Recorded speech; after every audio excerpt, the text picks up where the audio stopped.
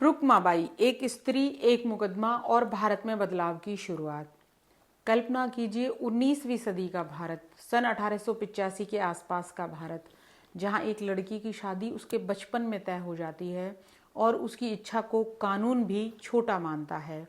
लेकिन इसी समाज में एक लड़की खड़ी होती है, न अदालत से डरती है, न समाज से, और ना ही जेल जाने से।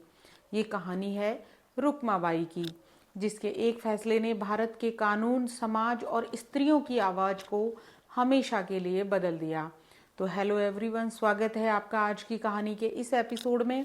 उम्मीद है पूरी फैमिली अच्छी होगी, अपना और अपनों का ख्याल रख रही होगी। तो आज की कहानी में कहानी है हमारी पुरखिन डॉक्टर रुक्माबाई की।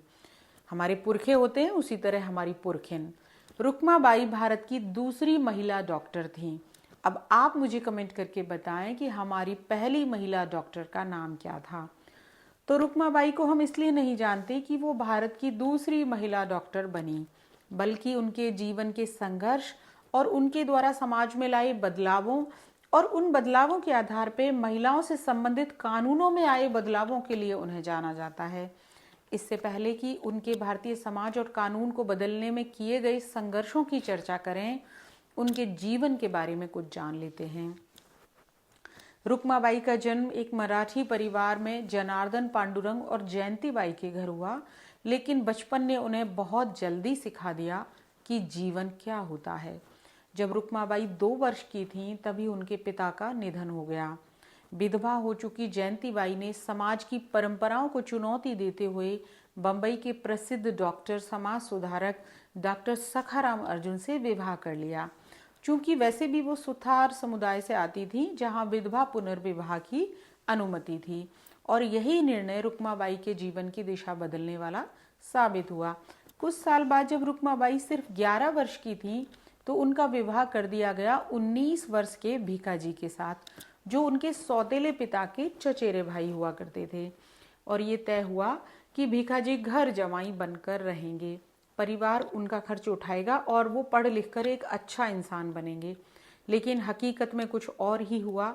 6 महीने बाद जब विदाई की रस्म का दिन तय हुआ, तो सखाराम अर्जुन ने वैवाहिक जीवन शुरुआत करने की अनुमति नहीं दी, उनके सौतेले पिता ने, क्योंकि वो मानते थे कि पहले बच्चों की पढ़ाई जरूरी है। यह बात भीखाजी को मंजूर नहीं थी। वो 20 वर्ष के हो चुके थे और 6ठी कक्षा में पढ़ते थे, जबकि वो खुद को विश्वविद्यालय के योग्य मानते थे। उन्होंने बहुत कोशिश की, लेकिन पढ़ाई उनसे नहीं हो रही थी। पढ़ाई से उन्हें नफरत हो गई थी और अच्छा आदमी बनने की कोशिश उन्हें अपमान लगती थी। अपनी माँ की मृत्यु के बाद भीखाजी अपने मामा नारायण सुथार के यहाँ रहने चले गए।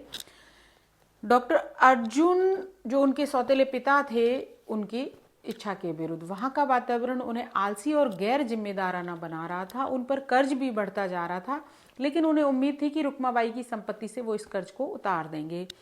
लेकिन रुक्माबाई ने भीखाजी के साथ जाने से इनकार कर दिया। इधर रुक्माबाई ने घर पर ही रहकर अपनी पढ़ाई जारी रखी।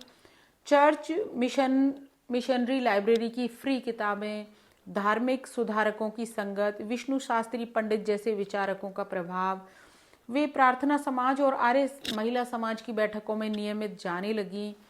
यहीं से आजाद सोच रखने वाली स्त्री का जन्म हुआ।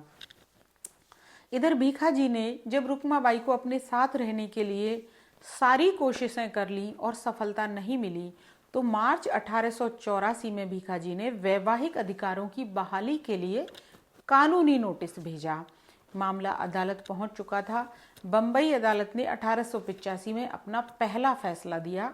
न्यायमूर्ति रॉबर्ट हिल पेन्हे ने कहा कि यह विवाह रुक्माबाई के असहाय बचपन में हुआ था और किसी स्त्री को पति के साथ रहने के लिए मजबूर नहीं किया जा सकता।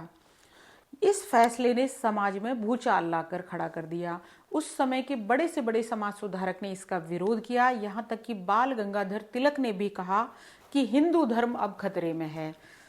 लेकिन टाइम्स ऑफ इंडिया में एक हिंदू महिला के नाम से लिखे लेख समाज को सोचने पर मजबूर कर रहे थे।